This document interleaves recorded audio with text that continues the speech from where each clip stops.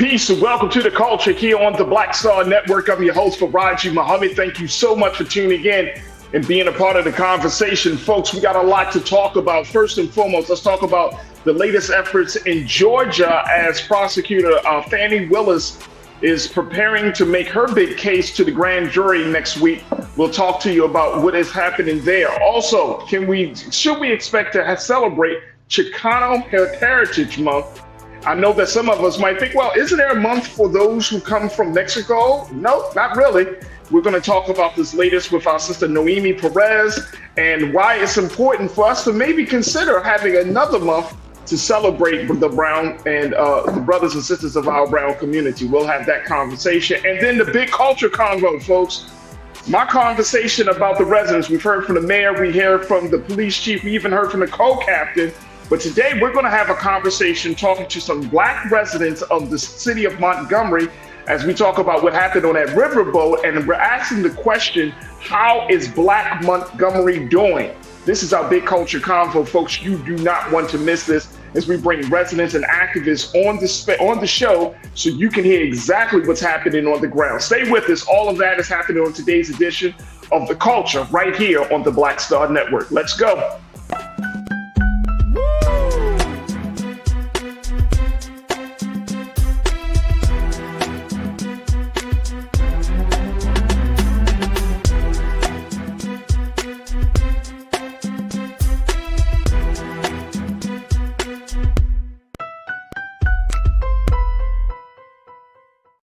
All right, folks, welcome to The Culture here on the Black Star Network. I'm your host, Farajii. Thank you so much for tuning in. Folks, we got a lot to talk about. So I'm so happy and grateful that you are deciding to spend just a little bit of your time with us this afternoon as we have these very, very big discussions about what's happening at home and abroad. And of course, it's all related to the culture. So you can find it streaming on many different platforms. Of course, our home platform is blackstarnetwork.com, where you can find all of the past shows that we've done, all of the great programming, of course, Roland Martin Unfiltered, The Black Show, and many other great shows on that website. But you can watch all of our past shows, and we're streaming live right now from our home site of blackstarnetwork.com. So make sure you tune in. We're also streaming live on Amazon, meaning that on Amazon News, you can find us on your Roku TV 24 hours a day, 7 days a week. And you can just tell Alexa, play Black Star Network. And boom, we will pop right up there on the screen. So folks, make sure you check us out there. And we're currently streaming on all of our live platforms of Facebook and Instagram. Now, it is on those platforms that we become a show that's unlike any other. We hear it directly from you. So if you want to join us in the conversation, join us on our Facebook show, on Facebook platform under Roland Martin. You can also find us on our YouTube chat, which is the hot chat right now. We got over 300 folks checking in right now, and that number continues to climb. But we are streaming live on YouTube. Just look under Roland Martin's YouTube page, and you will find the chat, and you will find the great culture crew always representing for the culture. There we go. So I'm so happy to see Cindy D. McCall, Linda Jefferson, Deidre Hall, peace and to everyone. Anastasia Paget, thank you. Peace and love, Anastasia. My brother and Pastor Damon Blissett. Pastor, good afternoon, sir. Good afternoon, big king and queens. Who else we have here? Bridget Smith. Thank you so much for checking in, Bridget. Cindy, you say I'm always on fire because I said today it's going to be a fire show. Guess what, Cindy? You are always on fire as well, so thank you. You don't like my music. Ahoy crew, I see you, sir. Thank you so much. Mary J. Pratt, and yes, God bless us all, Mary. God bless us all. Lord Jesus, we need that. We need that type of blessing on us. Patrice Marshall, happy Friday. Happy Friday, Patrice. Love to see you. Thank you so much. My sister, Pretty Brown Mimi, 726. Mimi, thank you so much as always for being a part of the conversation. And my brother, Conscious Thought. Good afternoon, Culture Crew. Good afternoon, Conscious Thought. Thank you so much for tuning in and being a part of the discussion. Folks, join us right now. We're streaming live on YouTube. Let's jump right in. Let me share with you very quickly some of the latest around the situation in Georgia, as there is a major expectation that this case of that prosecutor Fani Willis is going to be presenting to the grand jury next week. What should folks expect? As this Black prosecutor, she has been maligned, she has been talked bad about, she has been drugged through the mud by former President Donald Trump, and his cronies, but she is onward, making sure that there is some justice coming out of all of the crimes that he has committed. She's seeking to possibly levy more than a dozen indictments against the former president. Woo! Here's the latest from CNN. Take a look at this, folks. Fulton County District Attorney Fani Willis, she's expected to seek more than a dozen indictments when she presents her case regarding efforts by Donald Trump and his allies to overturn the 2020 presidential election results in Georgia before a grand jury next week. Sources familiar with the matter told CNN she's a Democrat and has been eyeing conspiracy and racketeering charges, which would allow her to bring a case against multiple defendants.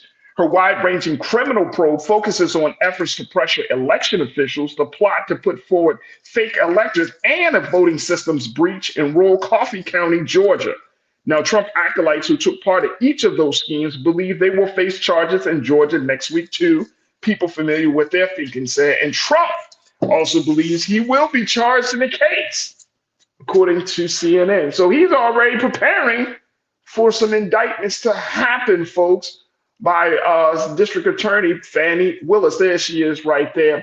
Many people are saying that it is going to be this case that is going to really see, this case will serve as the measurement of how serious the situation is. We know that Trump tried to make that call down in Georgia to the secretary there about, looking for an additional 11,000 plus votes. But now Fani Willis her case, even though he has other cases around the country, not just related to the 2020 election, he got that classified documents situation that he has to go to court for. But a lot of people are saying that this is going to be the case, whether it's like the make or break case with, compared to the other cases that already been, the other indictments that have been put on Donald Trump. This may be the make or break case that people are expecting. So we will see, folks. This is all scheduled to happen next week when she makes her presentation to the grand jury. Once that process is done, that decision will be rendered, whether they will move forward and actually filing an indictment against the former president. And if that does happen, first and foremost, y'all know y'all need to tune into Black Star Network next week to let you know to get a sense of what's going to happen. But if that does happen, folks, can you imagine if she's able to levy 2, 3, 4 different charges, some indictments on the former president? Now, he thrives off of this stuff. He makes money off of this stuff. But can you imagine? Here's a president that's been twice impeached, and then next thing you know, he's got like 4 or 5 different indictments on him for a number of things. Whew. Let me hear what you got to say very quickly, crew, before we take our first pause here. Meek checked in. Meek, thank you so much. You said we need her down here in Monroe, Louisiana to represent Carroll High School coaches. You got to give me the story down there, Meek. Let me know what the story is down there in Monroe, Louisiana. We love to know. Thank you so much for checking in. DeWanda Evans, you checked in. Good to see you, DeWanda. You said get them. Real simple. Get them. And that's exactly what she plans to do. You don't like my music. Thank you so much, DeWanda, for checking in. Welcome to the crew. You don't like my music. You said that means she's doing good. Hey, you don't like my music. She about, whew, this is going to be something else, folks. Next week is going to be huge. Thank you, dear brother. Appreciate you. Anastasia Paget. Anastasia, you say hello there to everyone. Hello from Atlanta, Georgia. Good to connect with you, Anastasia. Thank you so much. Folks, it's going to be very interesting, to say the least, how this district attorney, Fani Willis, is going to move forward with the case. It's going to be very interesting to see what charges she's going to come up with, and that's going to lead to an indictment. It's going to be very interesting to see how the former president. Now, like I said, he's already expecting charges. This is not a trial for Donald Trump. I'm going to say this, and I want to be very clear. This is not a trial for Donald Trump. Donald Trump's issues is a trial for America. I'm going to say that. It is a trial for America. It's a trial for the political system. It's a trial for the ideologists out there. It's a trial for the American citizen to try to figure out, is this the type of person that we want to be in the government of the United States? It's a trial for white America. It's a trial for Black America. He is a whole trial. A whole trial, not just the one in court. I'm talking about a whole burden.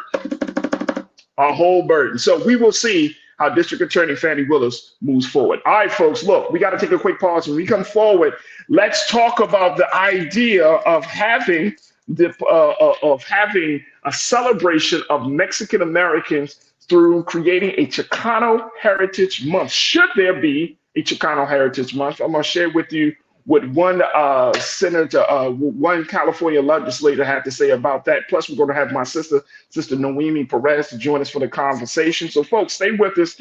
The whole lot to get to in the second 30 of The Culture right here on the Black Star Network.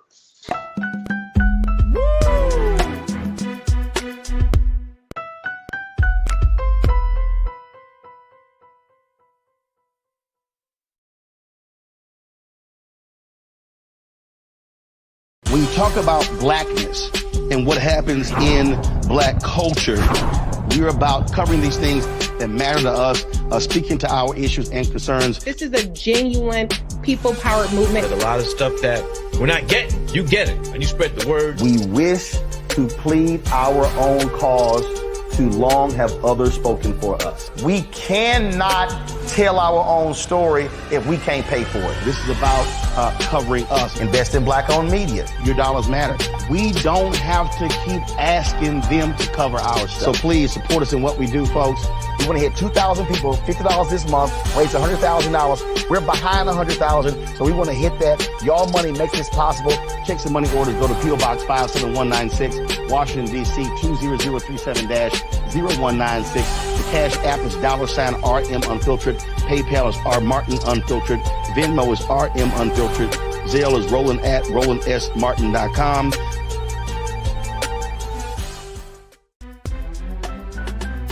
I'm Farajii Muhammad, live from LA. And this is The Culture. The Culture is a two-way conversation. You and me. We talk about the stories, politics, the good, the bad, and the downright ugly. So join our community every day at 3 p.m. Eastern and let your voice be heard. Hey, we're all in this together. So let's talk about it and see what kind of trouble we can get into. It's The Culture. Weekdays at 3, only on the Black Star Network. Folks, Black Star Network is here. Oh, no punches! I'm real revolutionary right now.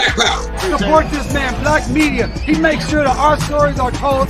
Thank you for being the voice of Black America, Roland. Stay black. I love y'all. All momentum we have now, we have to keep this going. The video looks phenomenal. See, there's a difference between Black Star Network and Black-owned media and something like CNN. You can't be Black-owned media and be scared. It's time to be smart. Bring your eyeballs home. You dig?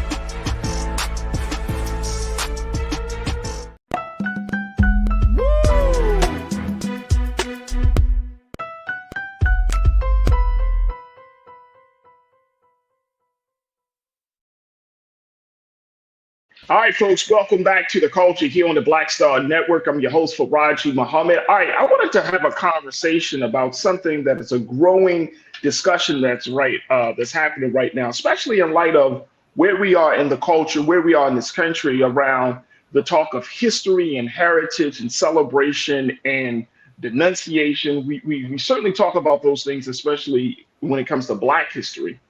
But what about how this larger context or this larger conversation about history and heritage, how does it affect other folks in the country, particularly Mexican Americans? And folks, I wanted to have this conversation because I saw that there is a discussion right now happening both on the state level and on the federal level where there is some conversation about how do we celebrate those Mexican brothers and sisters who are a part of the society, who have contributed to society, who are working to make America a place to live, or working to make America more progressive. How do we celebrate that? And this is what's happening right now with Representative Lou Correa, who is a Democrat out of the state of California here.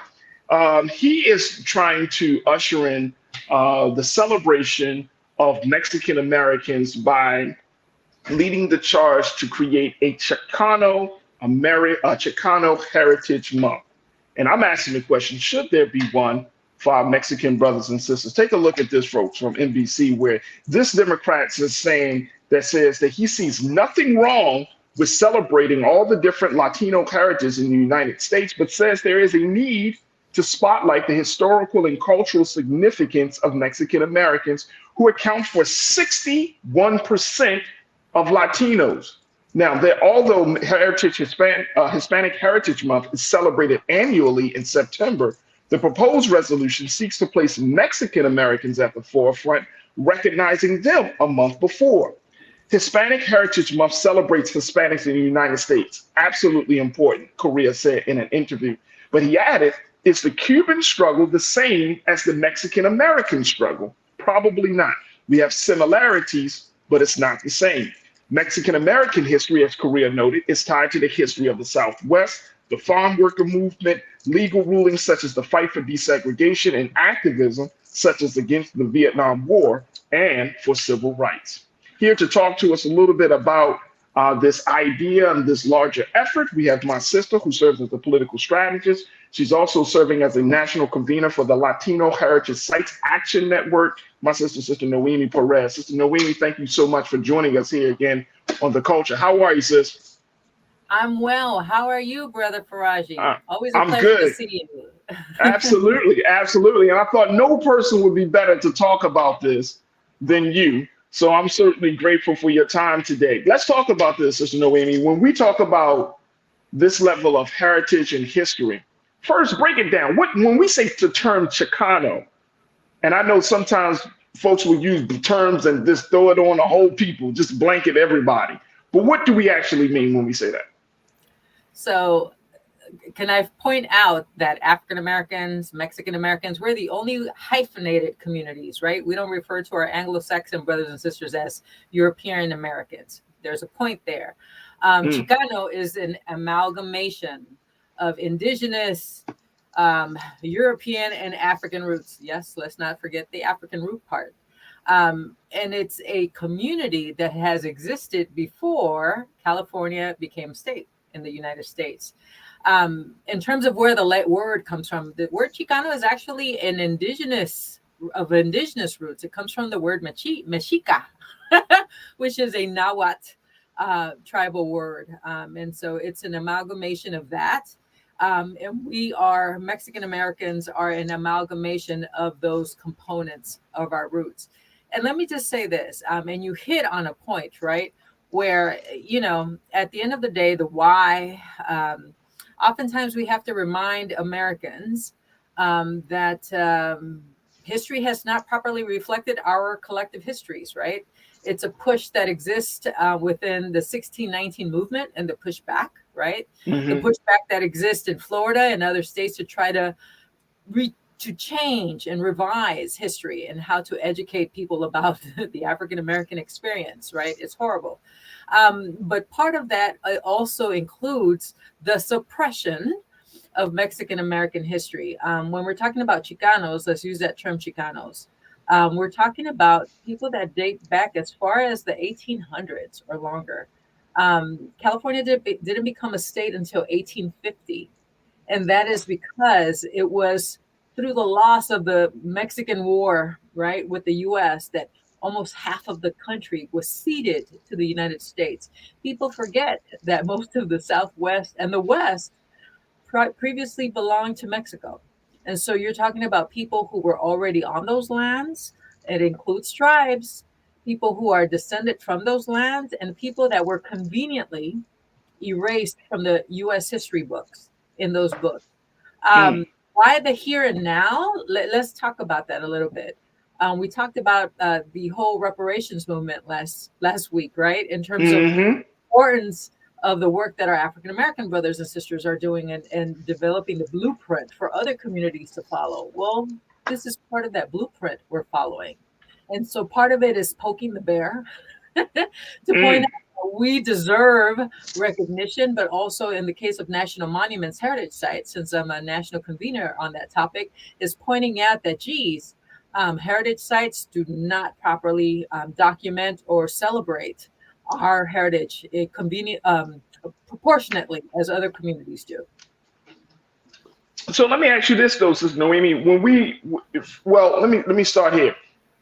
There's still some, I don't want to use the word tension, but I would say there's still some disconnect between Black and brown communities, right? Yeah. And I understand that, right? And you understand that you were in these spaces, you worked for the Obama administration, and so we understand you work in media. So the conversation between Black and brown, depending on the space that you're in, can be a contentious conversation. Yeah. How do we start to bridge the gap? Because I think I see something here that we need to key in on, which is, yes, we come from two different places, but at the end of the day, we both have been punished and discriminated against by white supremacy.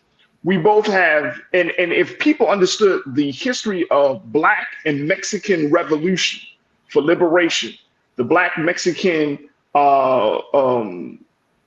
relationship, where we not only have been fighting against the same enemy in one respect, but there has been some partnership between the two communities that dates back for many, many years, whether you're talking about the civil rights movement, the Black Power movement, and other movements that have happened, for our people. So why should we even have a conversation about celebrating Mexican Americans when some Black folks still feel like, you know what, our history is under attack? Can we get Mexican Americans to stand in solidarity to us?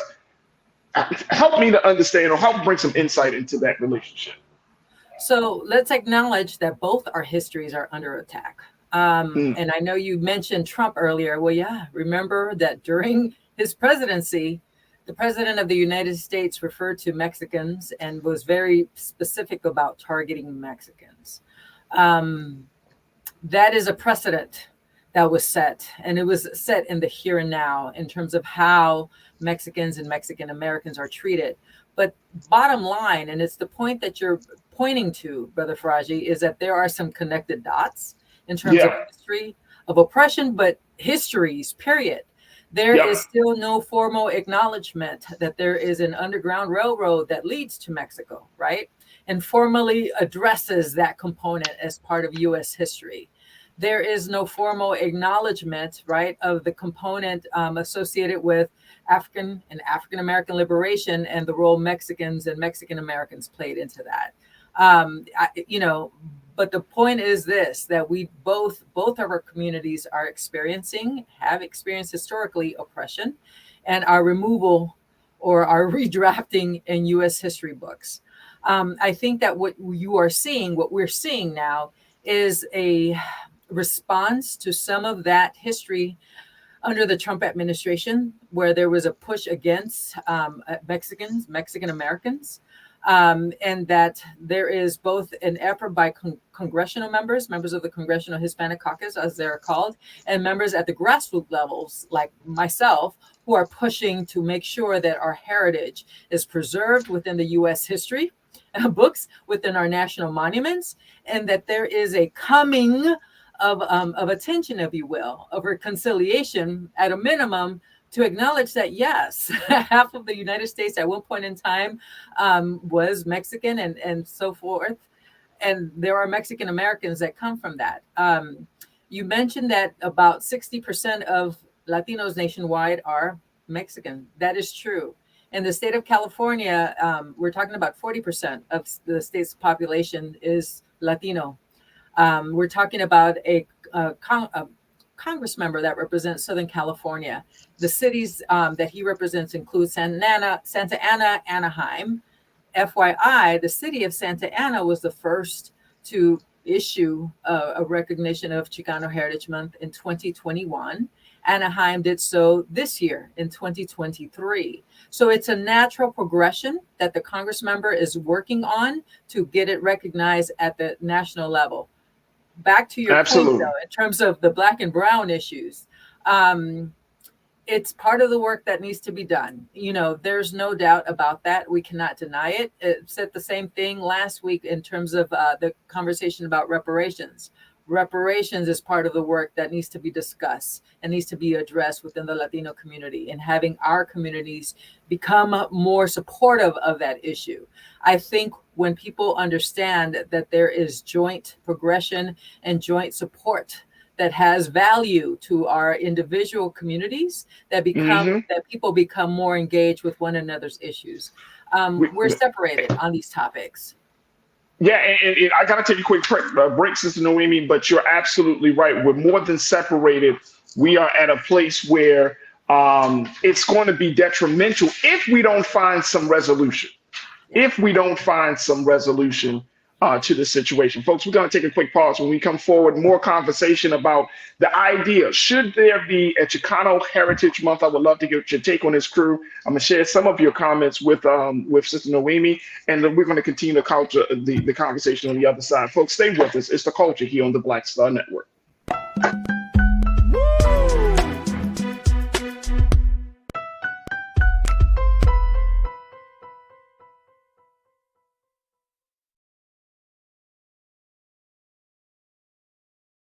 Folks, Black Star Network is here.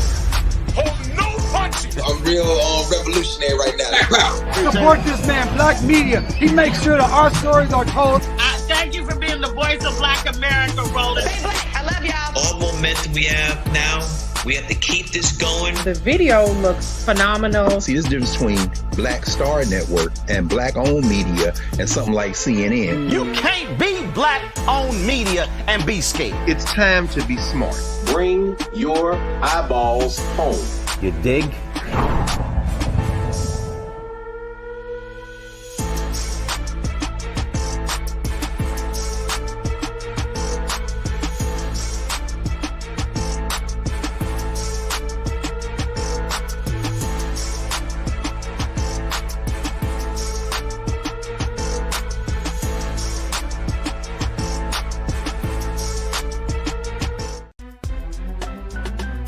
I'm Farajii Muhammad, live from LA.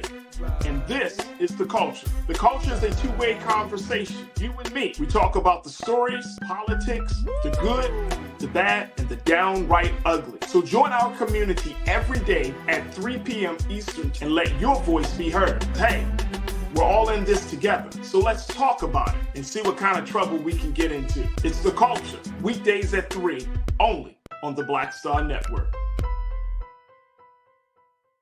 When you talk about blackness and what happens in Black culture, we're about covering these things that matter to us, speaking to our issues and concerns. This is a genuine people-powered movement. There's a lot of stuff that we're not getting. You get it, and you spread the word. We wish to plead our own cause.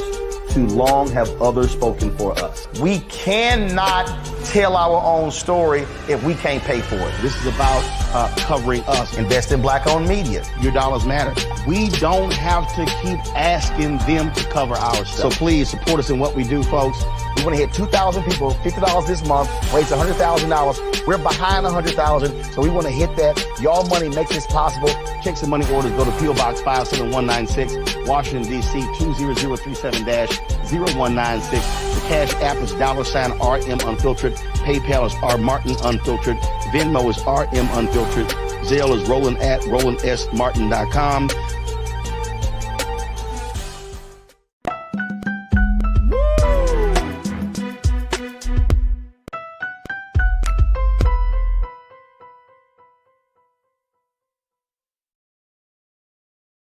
All right, folks, welcome back to The Culture here on the Black Star Network. We've been talking to my Sister Noemi Perez, who serves as a political strategist. She's also serving as one of the national conveners of the Latino Heritage Sites Network.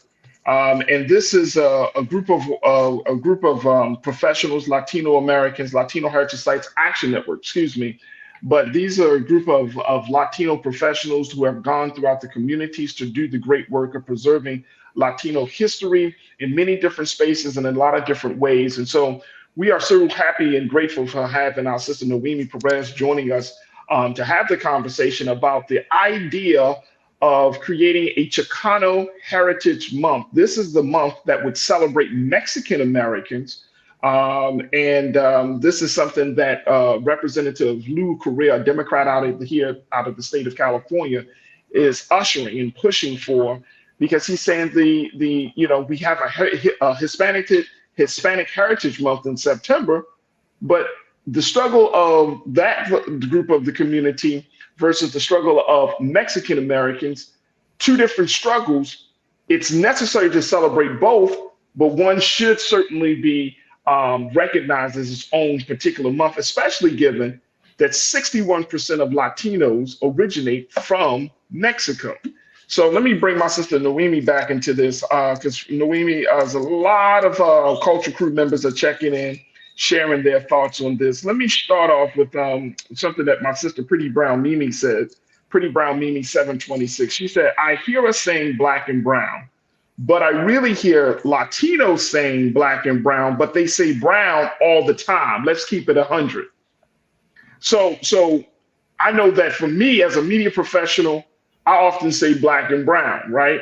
But I understand the sentiment that she has, that we're not hearing the same type of call for unity on the other side. Or is that happening? We're just not privy to. So let me point to, I think there's an underlying level or layer that your readers or audience members referring to, and that's the need to be more inclusive of Afro-Latinos within the brown community, right? So that's an area that still needs work. Let's acknowledge that. Let me just throw this out there, Sister Noemi. A lot of Afro-Latinos are suffering from, and I'm using this term, and so please correct me if I'm using it misrepresenting, but they're suffering from some level of identity crisis because they're not fully embraced by either community. Now, I've heard that Afro-Latinos, black folks say, well, you ain't black enough. And then the Latino community say, you ain't Latino enough. And therefore, they're kind of left in the middle.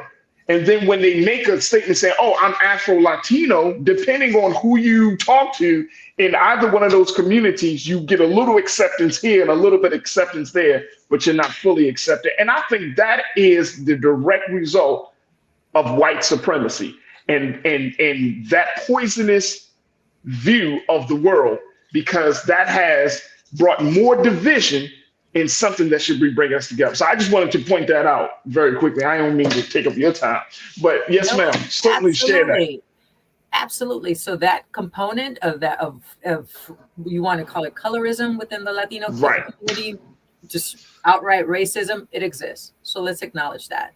And so part of the black-brown dynamic is also about addressing the Afro-Latino dynamic within the Latino community. So the Latino community has a lot of work to do, okay? Not denying that at all. And absolutely, it will benefit the quote unquote black brown, i.e. African American Latino dynamic that we're talking about. It's just work that needs to be done. Absolutely. Conscious Thought checked in. Noemi said, I would love for Ms. Noemi Perez to note that California became the first contiguous state to have a non-Caucasian majority population, power and strength in numbers. Talk to us about that and the point that Conscious Thought has made.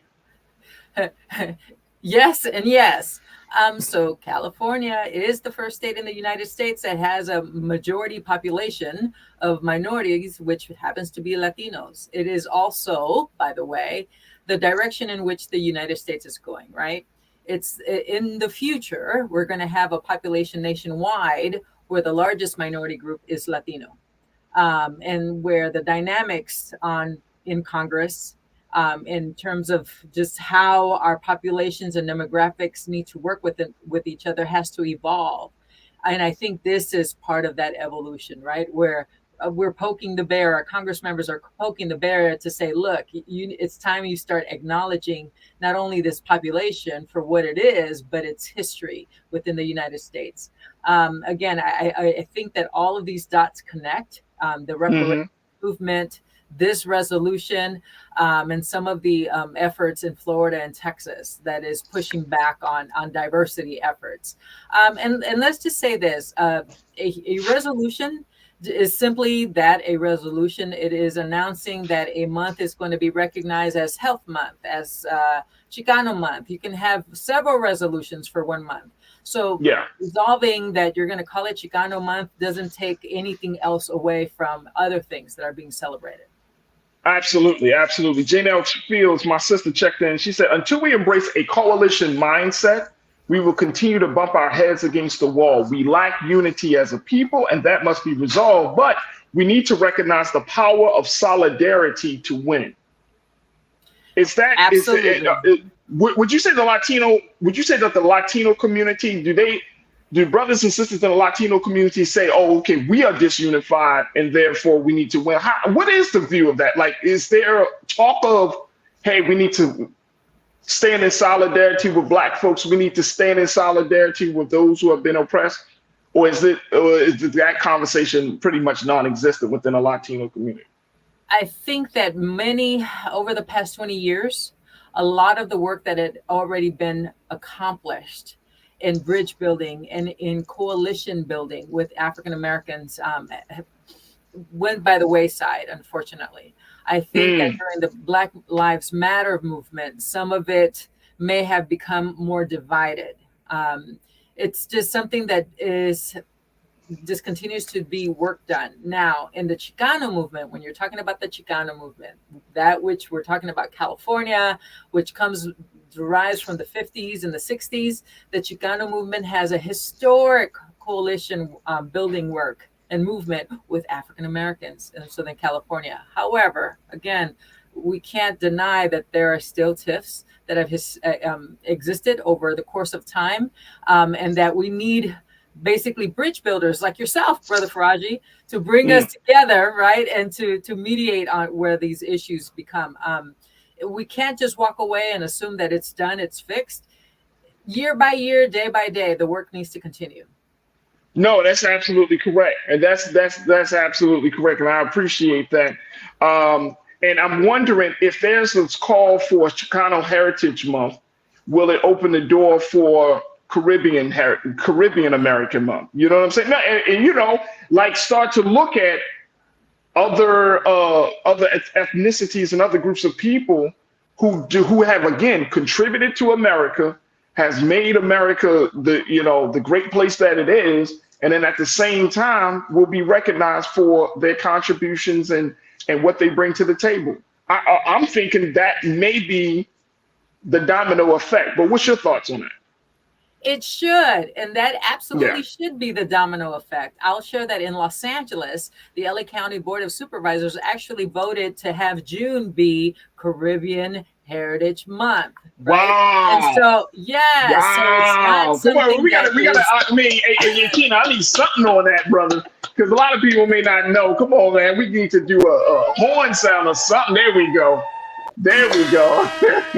I would expect, let's have some of your audience members chime in from New York and other states, right? I would expect that there are Caribbean, Haitian, Puerto Rican Heritage Months celebrated in their respective months. The goal is not to bump one group over the other. It's about, celebrating the differences that exist in the communities. But again, Congress, the work that needs to be done at the congressional level, it's really about elevating our heritage, Mexican American heritage across the board, and making sure that it is protected.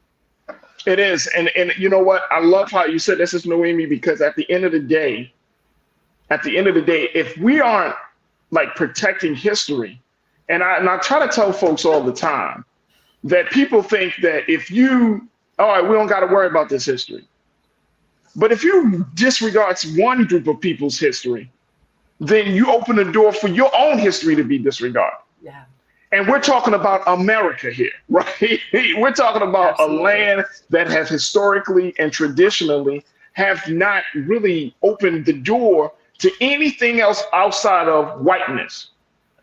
Brother And so Farajii, now we chugging along, and I'm happy to have the conversation. I'm happy to be feeling uncomfortable. I'm happy to even get into a space where there's some conflict or some, you know what I mean? But we gotta work through all of this, because I know, Sister Noemi, without a shadow of doubt, the moment that Black folks, Latinos and Mexicans and other groups of people, our Caribbean brothers and sisters, the moment we really start to move forward, and there have been many efforts, I'm not going to act like there hasn't been efforts over these years, over the past 25, 30 years, to bring communities together. We know, and we know without a shadow of doubt, white supremacy will be uprooted, and diversity in a very real sense will be planted. Brother We know Farajii, we're living in a place and time where the state of Florida is trying to redefine what slavery was. Yeah. We're living in a place and time where books are being removed from libraries and schools. So yes, it's about making sure that people are progressing forward and making the efforts to progress history, protect heritage sites, excuse me. It's we have to do it. It has to be done. And for Mexican Americans, especially after the last administration, I will say that that push, it matters. And I'll say that the push matters for Puerto Ricans too. That is absolutely. My sister Noemi Perez, I want to thank you again for joining us for this conversation. You are right there in the mix of things as a political strategist. You are a DEI strategist. You're a national convener for the Latino Heritage Sites Action Network. So we are going to continue to have these conversations with you, and hopefully it will start to change some of the minds of those in both communities to start working together. But I appreciate you, sis. Thank you so much for being so good for the culture. Thank you, Brother Farajii. Absolutely, absolutely. All right, folks, we got to take a quick pause. When we come forward, our big culture convo is up next. We're going to be checking in with residents and activists down in Montgomery, Alabama, because I'm asking the question. We've heard from the mayor. We heard from the police chief. We even heard a little bit from the co-captain about what happened through his report to the police. But we haven't truly heard from Black Montgomery. Now, since that riverboat brawl, what is happening, what has happened, and what is going to happen over these next few days, next few months, next few years, we're going to do our part here on the culture. So we're asking the question of how is Black Montgomery doing? How is Black Montgomery doing? With all of this attention, with all this talk of resistance and rebellion, is it resonating with Black Montgomery residents? We're going to have that conversation up next. So stay with us. A lot to get to in the next hour of the culture right here on the Black Star Network.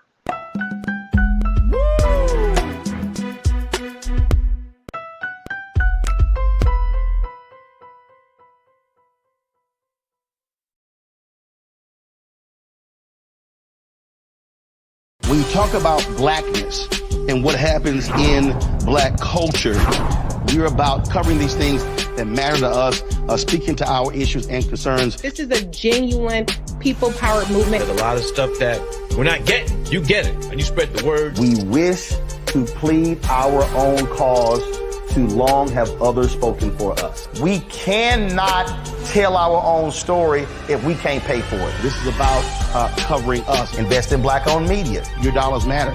We don't have to keep asking them to cover our stuff. So please support us in what we do, folks.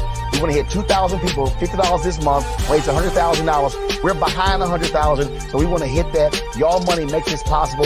Check some money orders. Go to P.O. Box 57196, Washington, D.C. 20037-0196. The Cash App is $RM Unfiltered. PayPal is R Martin Unfiltered. Venmo is RM Unfiltered. Zelle is Roland@RolandSMartin.com.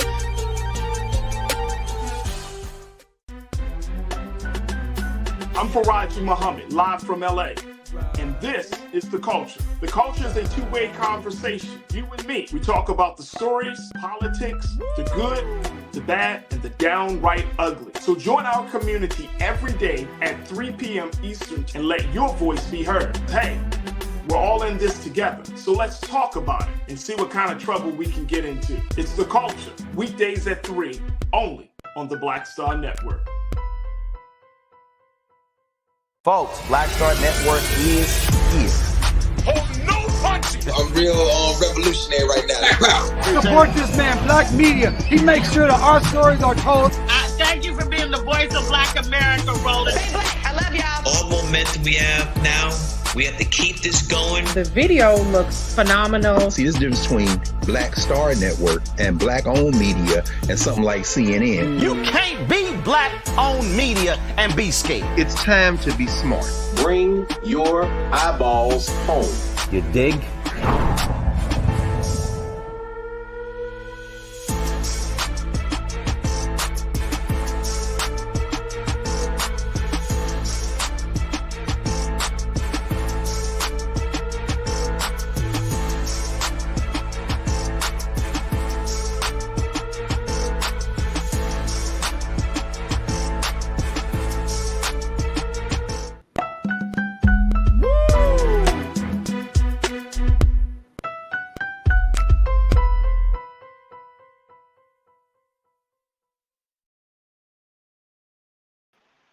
All right, folks, welcome back to The Culture here on the Black Star Network. I'm your host, Farajii Muhammad. Thank you so much for tuning in and being a part of the conversation. Folks, we are streaming live right now on many different platforms. Go to our home site of blackstarnetwork.com where you can get the live show as well as past shows. We're streaming live right there. We're also live on Amazon News on Roku. So you can just let Alexa know to pull up, hey, Alexa, pull up Black Star Network, and boom, we're right there on the Amazon News channel. So make sure you check us out there. And we're streaming on social media platforms, Facebook and Instagram. And it's on, Facebook and YouTube, excuse me. And it's on our YouTube channel where you can join us in the conversation and be a part of today's culture crew.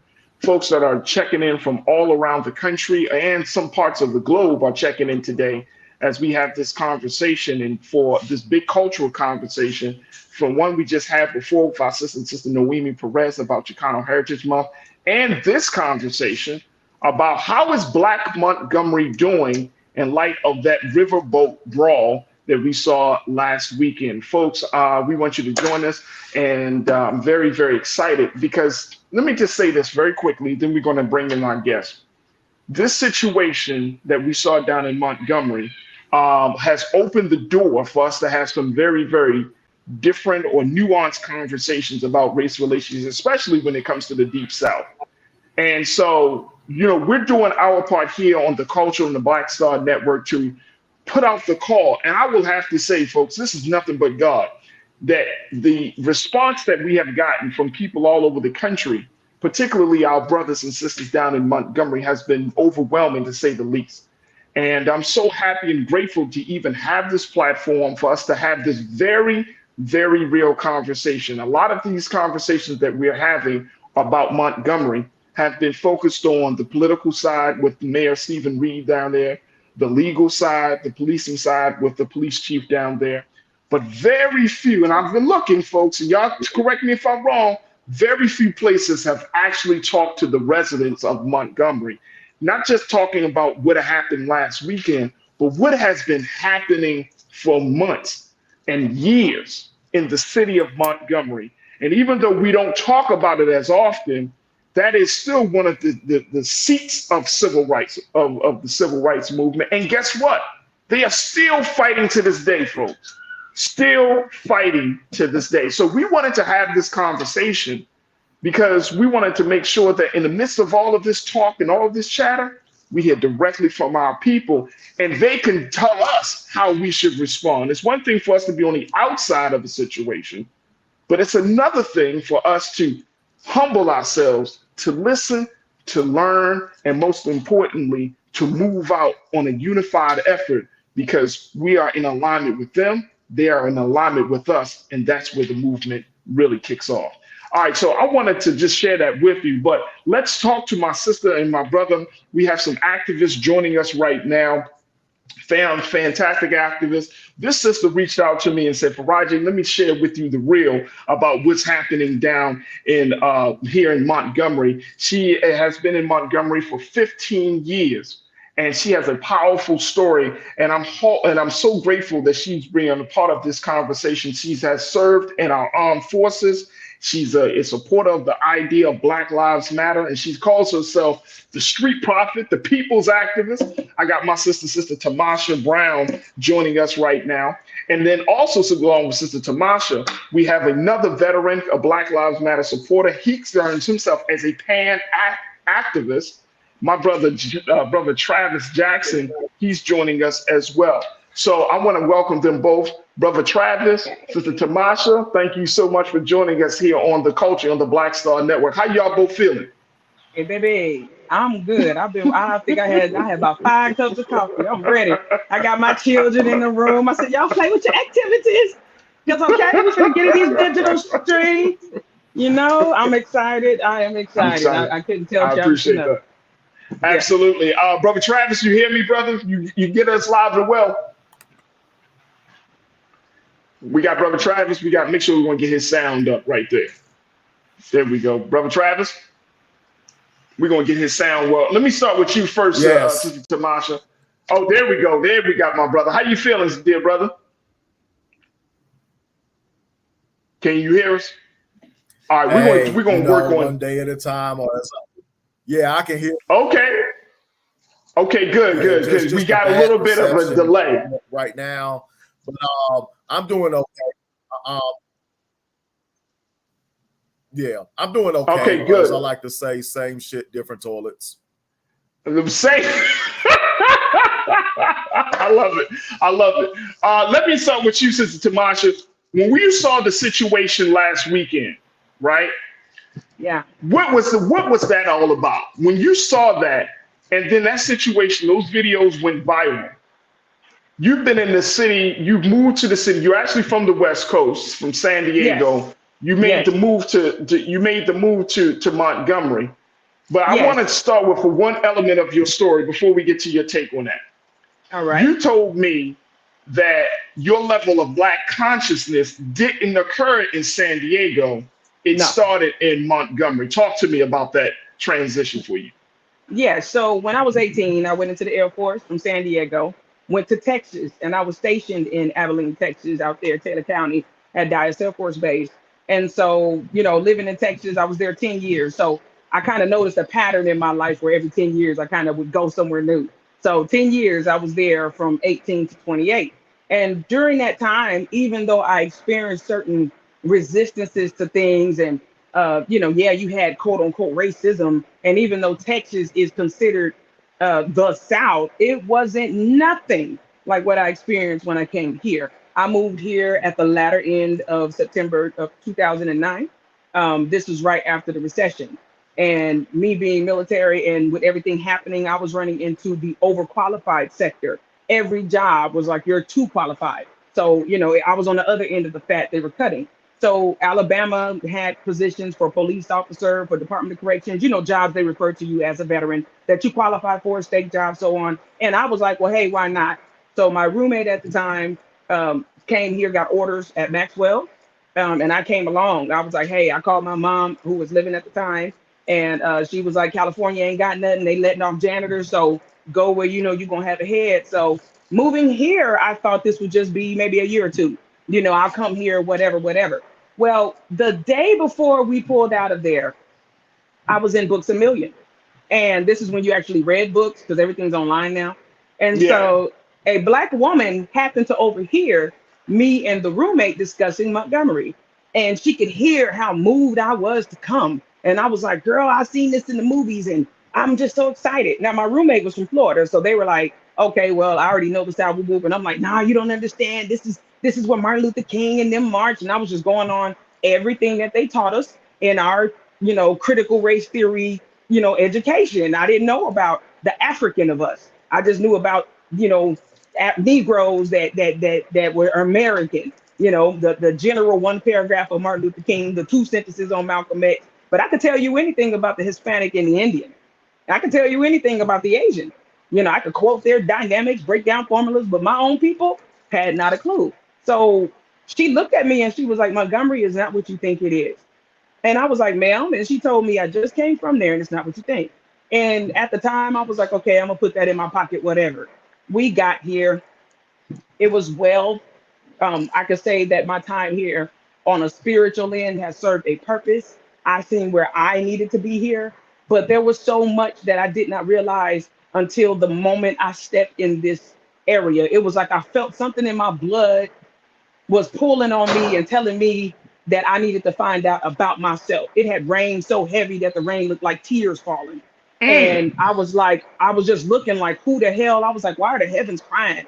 And I was staying in the Ashton Apartments at that time on the 2nd floor. And I was just like blown away because West Coast don't see that. And my mama's Miami, so she used to talk about this. So I was calling all the time, like, Mama, you were right. This place is so wild. I see what you mean with the land, because she used to talk about how free she was. West Coast, you have sidewalks, and apartments is what you call home. In the South, you have a already right there mentally, you're shifted. On the West Coast, when you say house, you talking about my mama's house, that's an apartment, okay? You have a porch, which is a little sidewalk, but from Texas on, you got land. So already I'm 28 looking like, what the hell? This is so much land. And I'm just like, I see now what my mom talked about. Well, fast forward, you know, things kind of started to take a turn. Montgomery started to go through.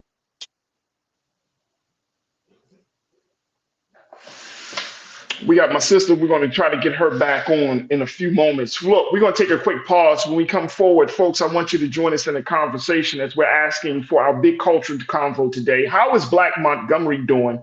As we're going to be hearing from activists and residents of the Black community down in Montgomery as it relates to what we saw on the dock, and then even looking at some of the history and then looking at moving forward. So we'll continue the conversation on the other side. Stay with us, folks. It's The Culture here on the Black Star Network.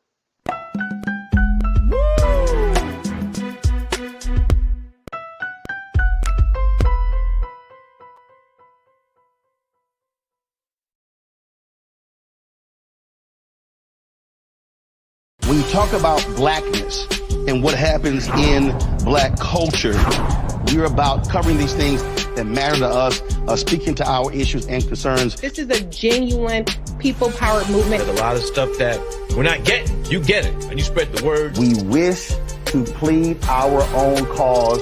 Too long have others spoken for us. We cannot tell our own story if we can't pay for it. This is about covering us. Invest in Black-owned media. Your dollars matter. We don't have to keep asking them to cover our stuff. So please support us in what we do, folks.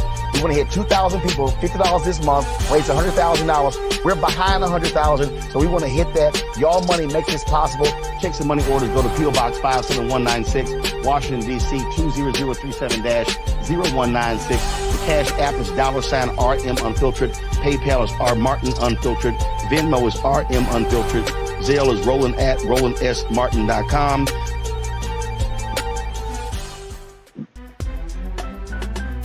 I'm Farajii Muhammad, live from LA.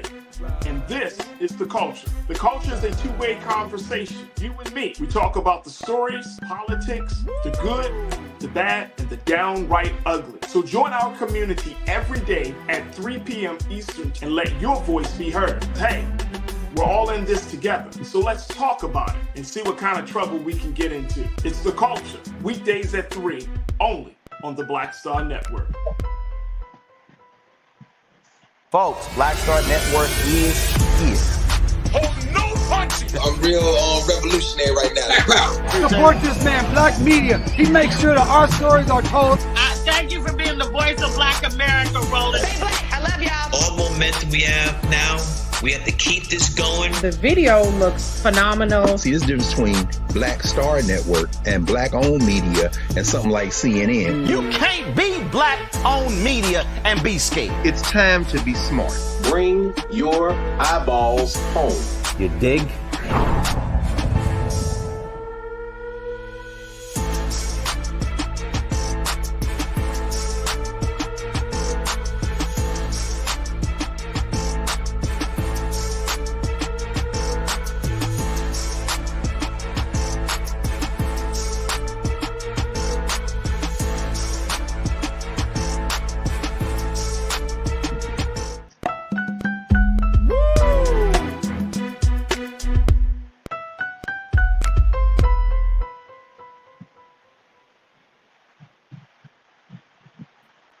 All right, folks, welcome back to the culture here on the Black Star Network.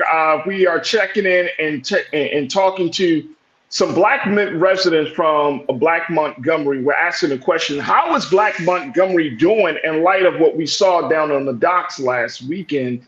And what is going to be the next step moving forward? Because guess what?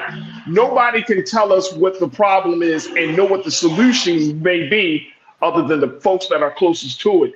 And that's Black residents in Montgomery. So Sister Tamasha Brown has been joining us, who is a veteran, and she is an activist right there in the great city of Montgomery. But Sister Tamasha, you've been talking about your personal journey of coming there and realizing that things aren't what it seems to be, and that you had to go through a change in your thinking. Yes, I did. To adjust. Yes, I want to apologize in advance. We are getting some of that weather that's coming in, so we have gushes of wind. So that's actually what knocked me out, and I'm cool with that because it's been weather-wise. Sister Tamasha, when weather is whipping around like that, there's some activity going on. So you better believe Mother Nature's talking. The heavens is talking. They coming from Africa. That's from Africa, that wind right there. You know what I'm saying? Like when I came here, I had a perm. You understand? I looked in the mirror, took some scissors and cut it off. You know what I'm saying? Because I just got tired of frying my brain. So, you know, I just didn't like the fact that because my hair is good. And so my hair used to be down my back. And so I really suffered from the complex. When I went Air Force, I used to be so proud to fall and run down the stairs to Reveille and think that I was a part of the American dream. And yay, look at me, I'm standing at attention. Yay, look at me, massa. See what I did, massa. See, I got it, massa. And now look at my life. The American dream was a nightmare. It didn't matter that I'm college educated. It didn't matter that I didn't commit a crime. It didn't matter that I wasn't robbing people. It didn't matter that I spoke proper. When I wanted a promotion on my job, they started to mess with me. When I said I own land, they started to mess with me. When I said I don't want your Section 8, I have a job, they started to mess with me. So it seemed like no matter what I did, I was running into this force. I moved to Alabama and met the African in me. And that was a process that took 10 years to really get ingrained in me. The past 5, I've been laboring and bearing fruit. I have a son that's 5 and a daughter that's 2. When my daughter was born, their father was messing around with fentanyl and he died. So I'm carrying 2 buckets on my shoulders. When I was pregnant with her, I was standing on Capitol steps protesting for my son. They don't care that he's special needs nonverbal. They don't care. My baby's gonna stand 6'3". He's going to be a threat. My baby's Black. He's going to be a threat. His mama talk. She's educated. She well-versed. She look you in the eye and she got clean teeth. It's a problem. And it's sad that I can't feel that with everything that has been accomplished here, the blood that has been spilled here, that the people cannot feel that presence and that respect. When that fight occurred, for me, it was the disrespect because that man spent 20 minutes really laboring with these people prior to all of the actual altercations. Wait a minute, you said 20 minutes? 20. He spent near 20 minutes. See, the reason why, if you notice the footage coming from the boat is still, it's not really moving around, you know what I mean? It's because they sat there long enough to where they was like, what's going on? And they were still enough to even record it. It had been 20 minutes nearly that man was engaging. You looking and you see the Titanic coming. You telling me you not finna move? I'm talking about they knew what was going on. They're trying to put so much emphasis on the signs and, oh, they knew this was there and it wasn't there and all this. And I'm just like, cut it out. You cannot educate people. Give them smartphones for government phones. Give us computers. You cannot make a mockery of our minds. We've created the chair that was thrown, the light bulbs, the surgeon materials and weapons and tools you guys use. We brought everything here so you cannot tell us with our minds that we don't understand that even though things are going on here, that's supposed to be just a little misdemeanor, a little tap. Because had that been 5 Black people on that one, there would have been a curfew. We would have had the National Guard out of fear of what they even thought we would have done. But they had them handcuffed and let them go. So don't make a mockery of our intellect and try to say that this man was just even picking on him or he was just being a butthole on his job. No, what I personally believe, look at his attire, because I know what it's like to be judged.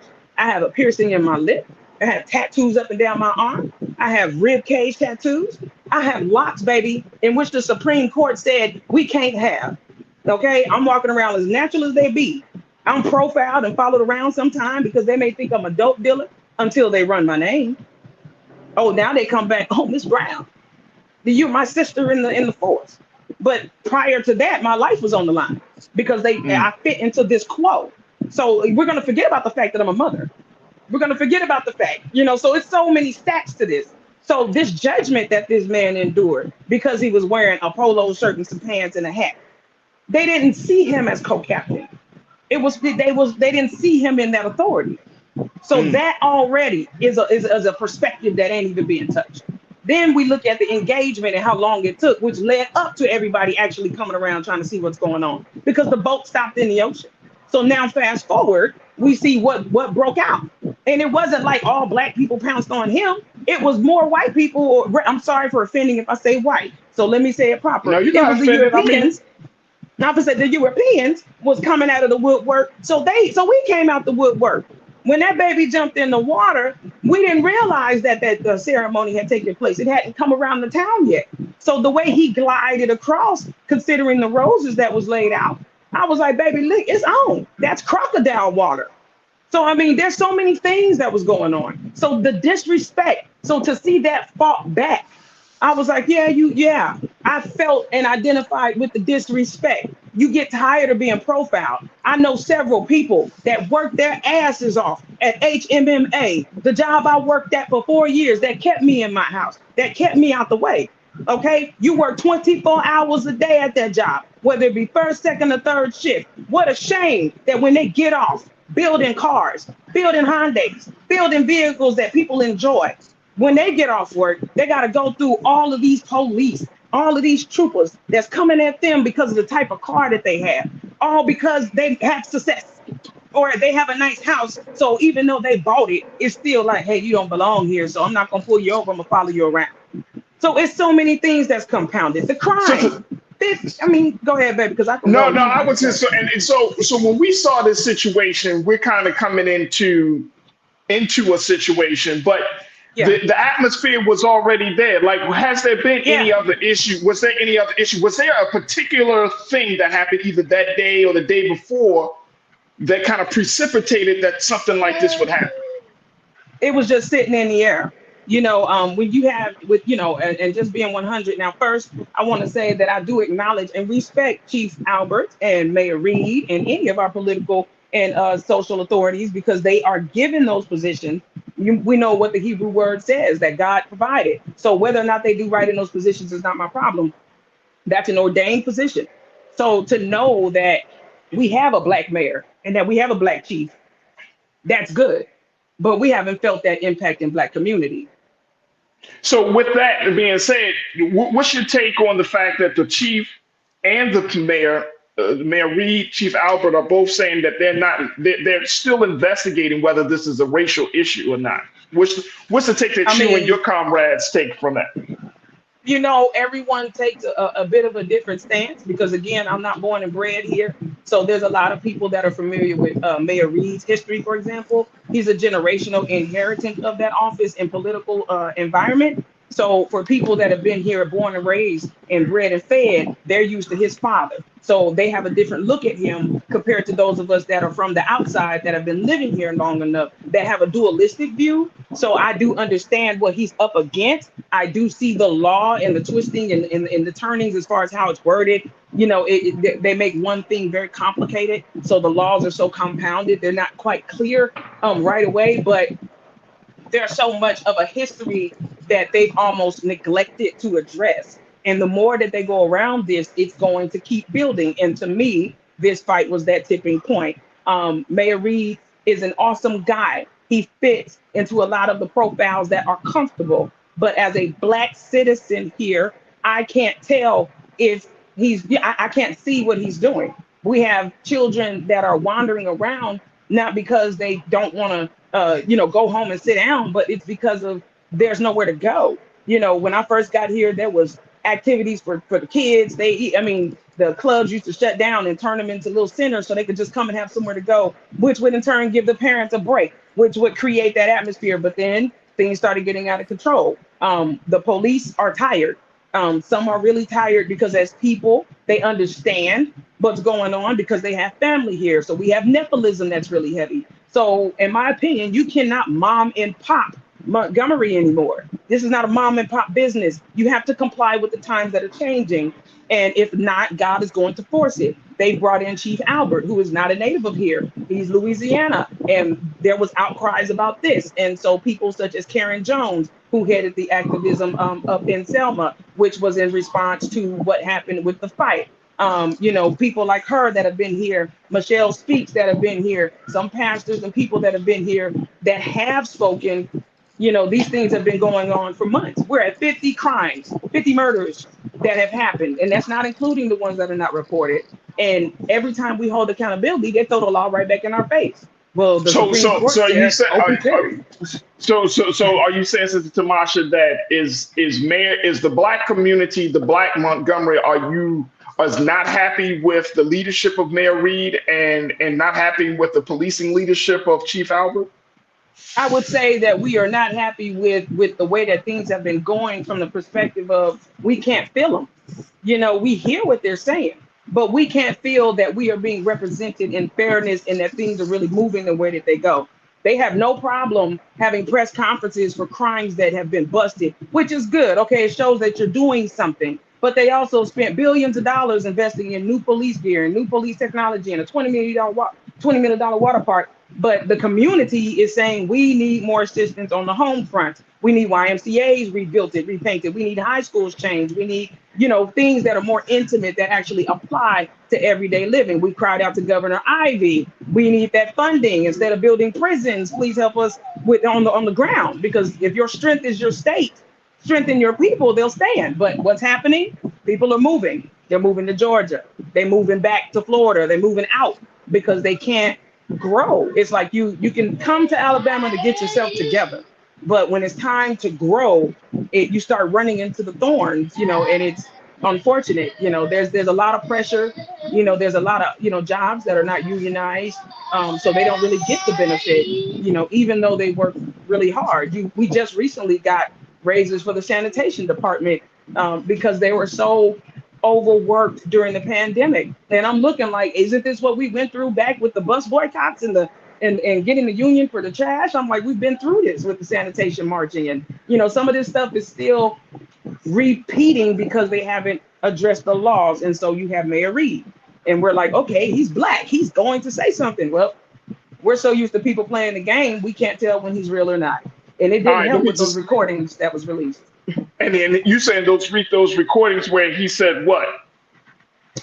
He had some you know, there are articles I would tell you to read if you want to read so you can gather your own, because I don't want to misquote the man. But just it was more a conversation that occurred.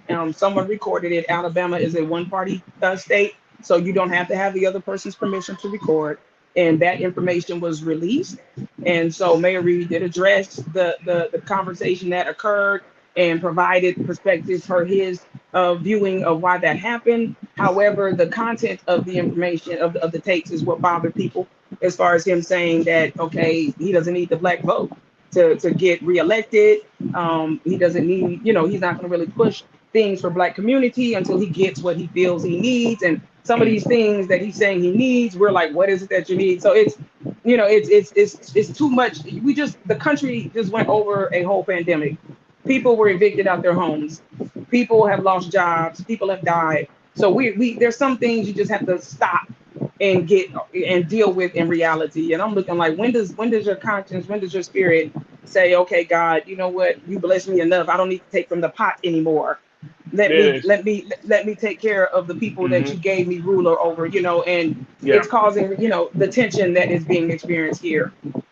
Absolutely. You know, so Sister Tamasha, I got to take a quick pause. When we come forward, I want to bring Brother Travis back into this because giving us some more insight as we look at what has happened on the dock, and more importantly, how to move forward with this whole thing. Because folks across the country, you and I talked about it. And you know about it. There is a clamor right now from Black people in other parts of the country. They see this as a quote unquote resistance. They see this as a rebellion.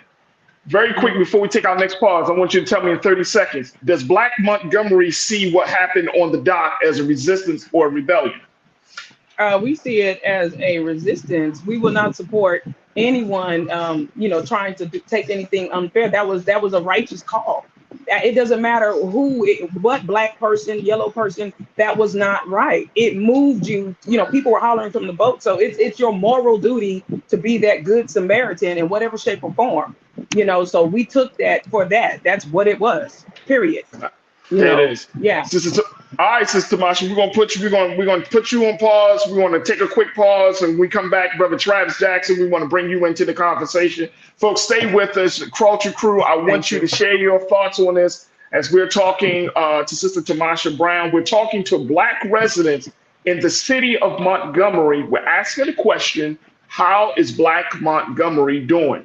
This is a big cultural convo we wanted to have today because we heard from everybody else.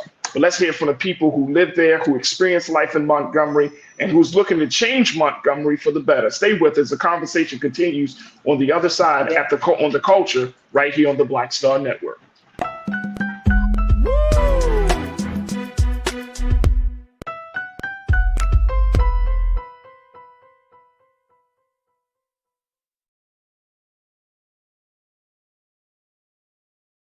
Folks, Black Star Network is here. Hold no punches. I'm real revolutionary right now. Support this man, Black media. He makes sure that our stories are told. Thank you for being the voice of Black America, Roland. Stay black. I love y'all. All momentum we have now, we have to keep this going. The video looks phenomenal. See, this difference between Black Star Network and Black-owned media and something like CNN. You can't be Black-owned media and be scared. It's time to be smart. Bring your eyeballs home. You dig?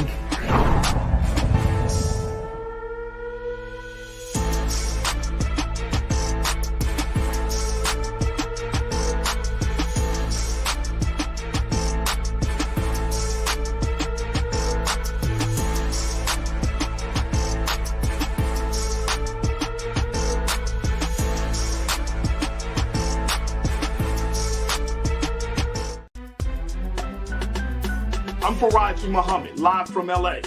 And this is The Culture. The Culture is a two-way conversation. You and me. We talk about the stories, politics, the good, the bad, and the downright ugly. So join our community every day at 3 p.m. Eastern and let your voice be heard. Hey, we're all in this together. So let's talk about it and see what kind of trouble we can get into. It's The Culture, weekdays at 3, only on the Black Star Network.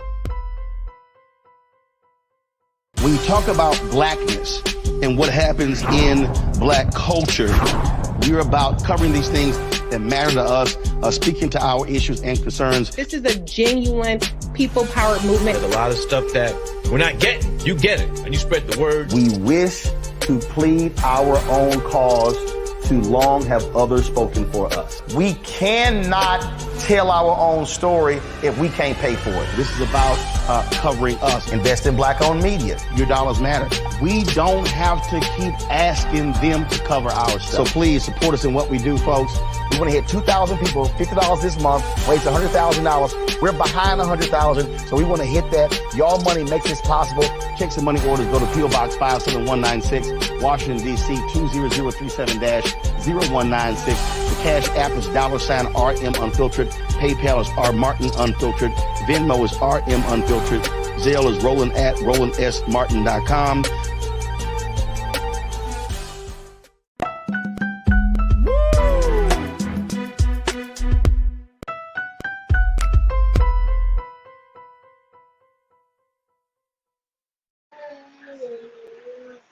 All right, folks, welcome back to The Culture here on the Black Star Network. We've been talking to our Sister Tamasha Brown down there in Montgomery, Alabama, and because we wanted to have a conversation with Black residents of Montgomery in light of what happened last weekend and all of the stuff that has happened over these past few days with arrest and everything else. So we're asking the question, how is Black Montgomery doing? And I'm talking to my sister who is an activist, who's a veteran of the armed forces, Sister Tamasha Brown. I want to try to see, and I know the weather is doing its work down there. And it's Yeah. and the folks. Let me just tell y'all. I don't know about y'all, but you know how we are. I want to bring Sister Tamasha into it, and I'm gonna see if we can bring my brother Travis Jackson into this very quickly. Yes. But I don't believe that the weather is the way it is by coincidence. Come on. Come on. Hey. I'm gonna just say it Hey. like that. I'm gonna just say it like that. Because Every I don't time. believe, I just don't believe that the weather is the way it is by Oh no. coincidence. Oh no, it's turning, baby. We're in a prophetic hour. Okay. Everywhere that we was taken and touched, everywhere that our blood was shed, you touched us, we are reckoning with this. I don't care what law you pass, I don't care how much paperwork. When the royal chosen was touched, okay, we understand the prophecies, we get it. Okay, but the breaking down and what we endured, even though it was allowed, he seen, he saw. So we are at a time where things are speaking. Well, I don't care how many laws. You can push us just like the children of Egypt, just like Israel. You know what I'm saying? So it don't matter. We just gonna keep multiplying and There it is. multiplying and becoming stronger. So it is what it Absolutely. is. Hey, I want to bring my brother Travis into this, brother Travis Jackson. Travis, talk to us about what you saw after you saw this whole thing kind of play itself out. This resistance, this rebellion. What was going through your mind, brother? Can you hear me? Yes, sir. We can hear you, dear brother. Okay, then. Yeah. Before I continue, let me just say that you do have a point. The weather there's no coincidence with the weather. You know, they may, try to mute our voice, but they'll never stop our message. So when I first saw the video, one thing that came to mind was one word that came to mind was a revolution. This is long overdue. This is what needed to be done. Basically, whenever I call chants, I like to call powerful chants at any rally, especially pertaining to BLM. And one of the chants that I like to call is, if you hurt one of us, you hurt us all. And what you saw what you saw on that day was very historical. That's long overdue. You didn't just see unity, you saw Black power at its finest, at its realest. The fact that somebody jumped in the water to swim, to take care of somebody, that's older than them, when the Black persons jumped in the pool and jumped in the water and swam, which, by the way, that water in that in that area, it's very deep. From what I've studied, it's like almost like 60 feet, like to 100 feet deep. So yeah. So for them to just jump in the water and swim, I consider that as our ancestors carrying him over to help another one of our people. And when I saw that, I'm like, that's quite prophetic. I saw that and I was like, okay, that's how we are supposed to be. We're supposed to, like Bret Hart says, the legendary WWE wrestler, the family that fights together survives together. So when I saw that, I was like, okay, that's something that inspired me. You know what I mean? And so when I also saw the other Black people just come down there and take care of business, against white supremacy. That's the thing that the media does not want you to know. These people were motivated by Trumpism. Trump came down there 24 hours before this incident occurred. And so down here, I like how the way you have the title, how's Black Montgomery, because a lot of people just, just like my sister Tamasha said, it's all about popularity down here. It's too commercialized. People don't want to go behind the scenes because they know there is the ugly truth behind the scenes. Mm-hmm. And so when you get, before I get into that pertaining to the leadership, let me just continue on what I saw in the video. A lot of people may consider that as violence. I don't consider that as violence. I consider that as self-defense. Mm-hmm. Bottom line, point blank. Because we all know if the gears were turned, if that would have been a group of white people attacking Black people, there would not have been media attention. However, that's the white privilege. However, we, on the other hand, when we come together, and I would even include, Black and indigenous and other people of color, that's Asian American, Mexican American, and Pacific Islanders. When we come together, it's a whole different story. It's a crime. It's a misdemeanor. It's a felony. It's a civil lawsuit, etc. Mm-hmm. Mm-hmm. So when I see that, I'm just like, wow, power to the people, basically. And I needed that, you know what I'm saying? I needed that boost, and we needed it as well, that boost of motivation. Now, on to the leadership in Montgomery. Now, I would just say, hey, brother Travis, let me ask you this question very quickly. You have been a lifelong resident of Montgomery. I don't want to say lifelong. I am an Iraq veteran and I am a military brat.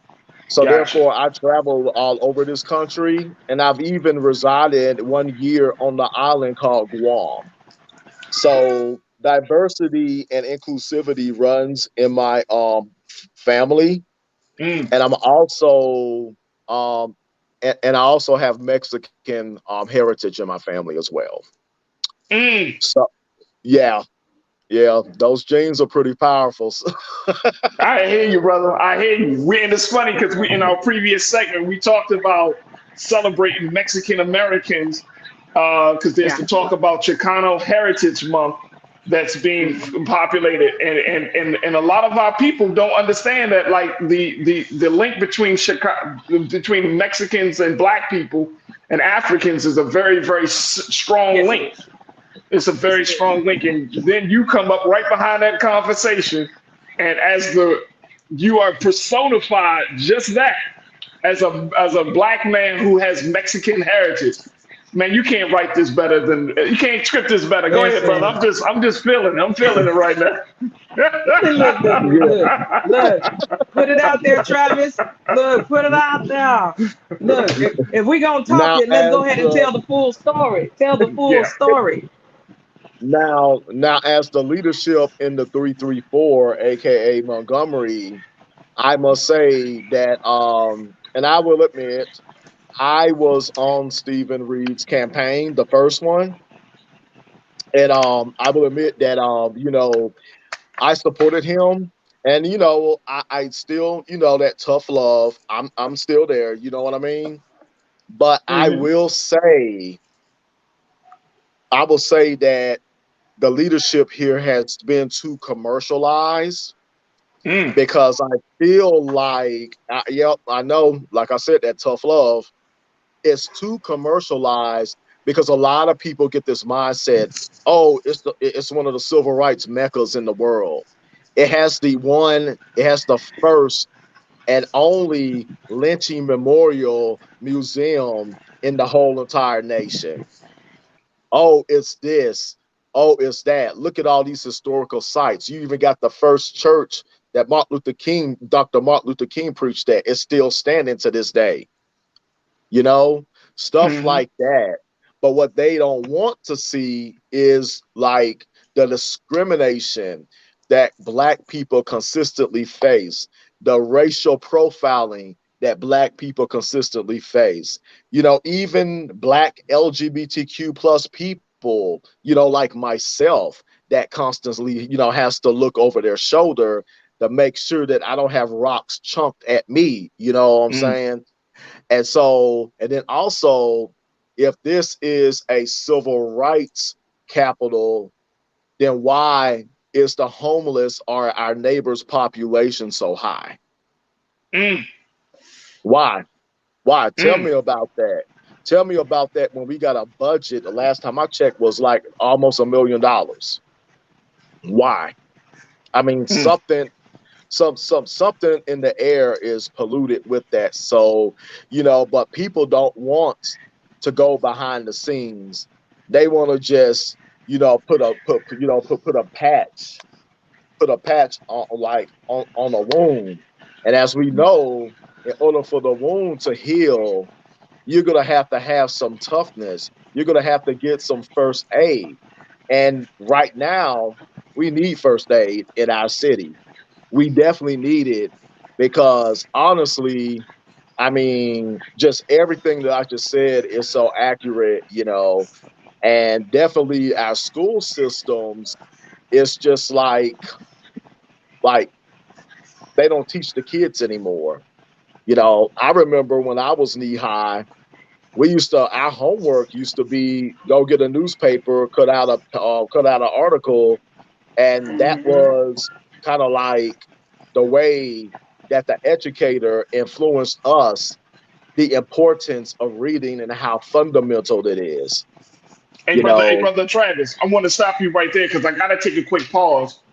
And I think you're right on track, big brother. You right there, and you understand the dynamics, especially as the person that is advocating and for this cause of like Black Lives Matter, and there's so many intersections in the work that you're doing, along with the intersections that Sister Tamasha is doing. So I think that, you know, when we come back, as we look at this, just getting a little taste, and the crew is checking in from all across the country, and folks are saying, look, this is a problem. We got the same thing in Los Angeles. We got the same thing in Chicago, Detroit. You got, you know, weak leadership from some Black folks. You got this continued onslaught of attacks and assaults on our identity and on our bodies, physical bodies. And we are at a point now in this country, I think of Black America, we're at this point where we need to figure out whether we're going to fight back or we're going to just continue to be slaughtered. So on the other side, I would like to get your take from both of you as to what do you want the Black folks to do in this country to support what's going on down in Black Montgomery. Folks on the other side, we're going to have that conversation. Stay with us. It's The Culture here on the Black Star Network.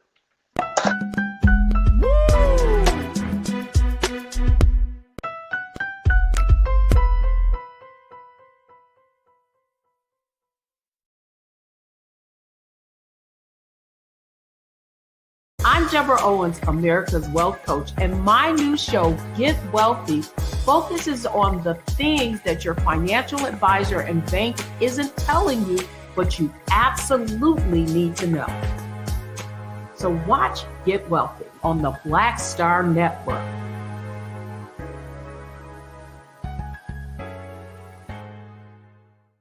Black Star Network is here.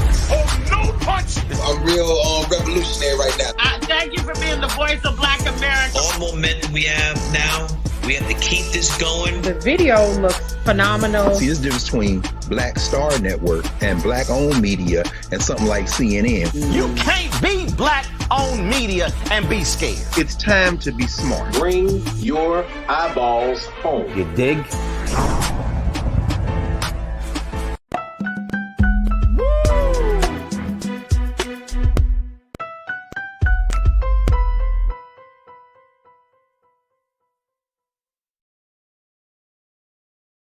Folks, welcome back to The Culture. We have been talking about Black Montgomery as we asked the question, how is Black Montgomery doing in light of the recent events over the last weekend and over these past few days? We've been checking in with Sister Tamasha Brown, who is a veteran and an activist in the city of Montgomery. And we also have been checking in with Brother Travis Jackson, who is another veteran and another activist working in a lot of different spaces. Brother Travis, I want to get with you. We got a couple of moments left. People all across this country have been talking about what's been happening on the riverboat dock.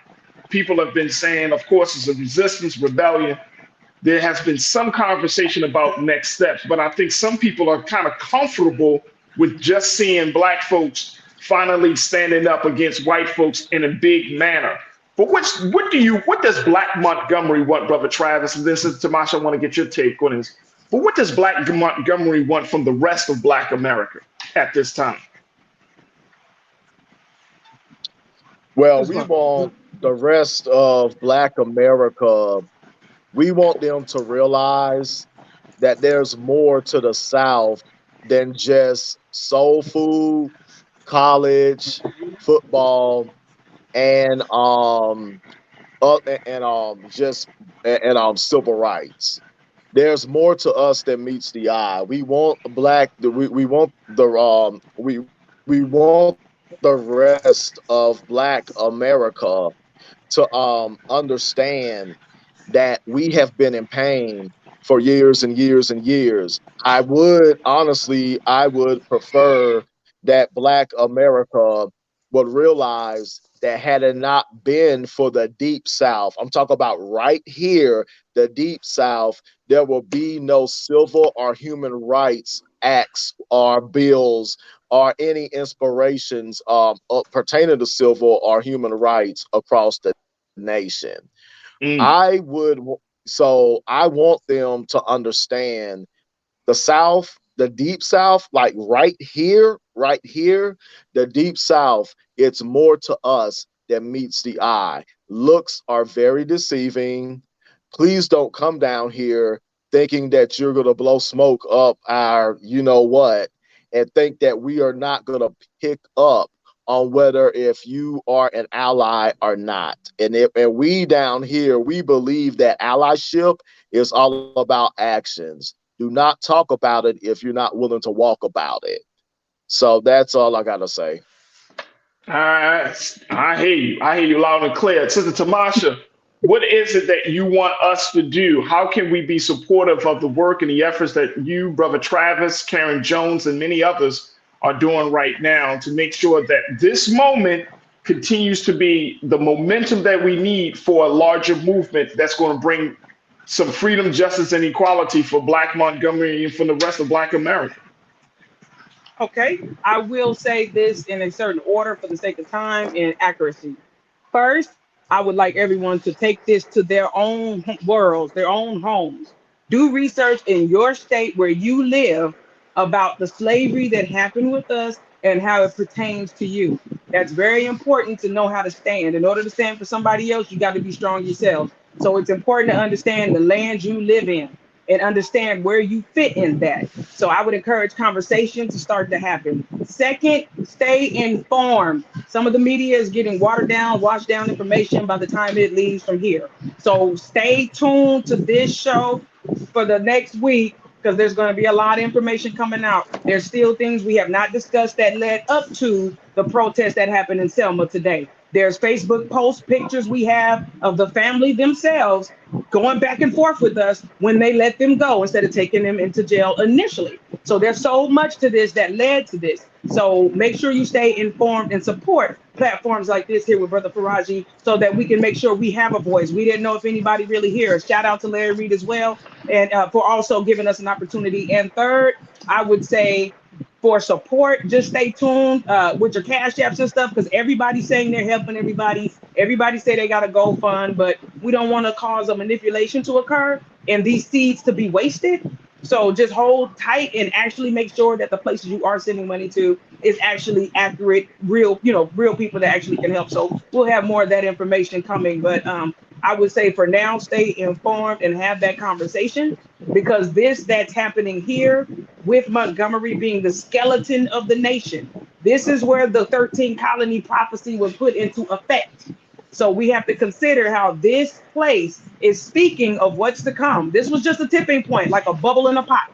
So if this isn't under control, if we don't have these conversations as African, as Black people, and start and stop whitewashing this, stop denying what's going on. Like, open your mouths, talk to your children. This is why some of this crime is going on. If we don't want the slave catchers, AKA your DHR, your CPS, if you don't want them to take your babies and take them to foreign lands and be taught at the hand of others, if you don't want them taking them in somebody else's house, open your mouth and start talking to your sons and your daughters. Okay, I'm 42 years old. I don't have the strength to do this with my babies 10 times over. They 5 and 2. Okay, I have to do this while I have the strength. Give them what I got while I got it. So I'm gonna tell you what I wish my people would have did with me. They were trying to protect me. So I'm telling you, you wanna know what to do to help us besides support us and wait for us to stay tuned? Open your mouth and talk to your people so they can put the guns down on the porch. We can't unify like this and fight for this man, and we can't fight like this on our block. You know what I'm saying? So we've got to break the system down by not feeding them us. We can't be used as statistics. We got to realize we are that. You know, so we need to have we need to have a recognition, a recollection here with Elohim. We need to really tonight, tomorrow, lay down and really realize this happened to my life because of who I am. And if we don't make this change, this is coming to your city. Period. Yeah, it is. Sister Tamasha Brown, Brother Travis Jackson, you, of course, are always welcome, but God willing, we will reconnect with you very soon, sometime next week, because I feel like more information is going to come out, but we need to make sure that our people get the marching orders. And more importantly, I don't want your voices. Y'all live there. Y'all experience life there. Y'all raising children there, and you got families there. Look, we're not in there. So we're going to be taking your lead.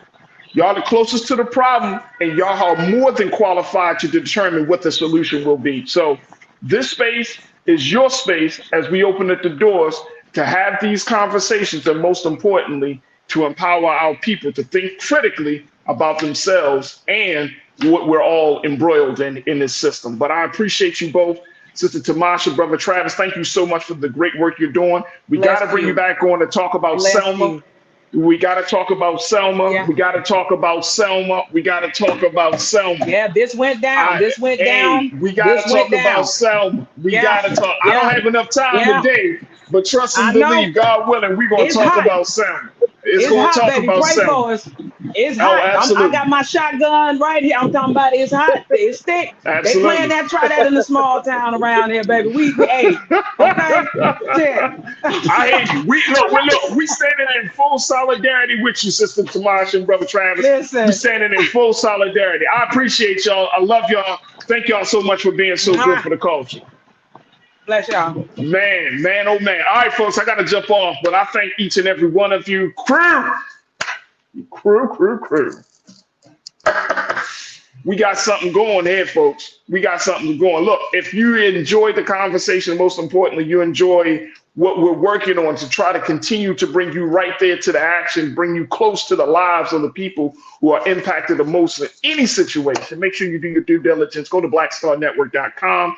blackstarnetwork.com. You can download the app for free on all your devices. But we're looking for financial support. And so I want to give a big shout out to all of those who already supported. These past couple of days, y'all been on fire in your support. So big shout out to Lean On Him. Welcome to Bring the Funk Fan Club Level 1.